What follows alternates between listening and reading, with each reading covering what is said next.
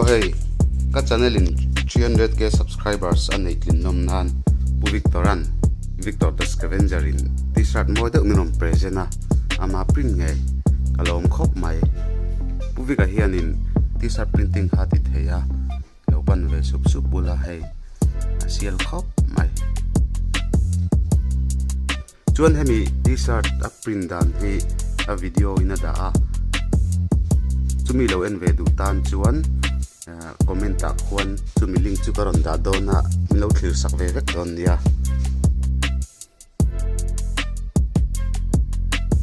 hi 3D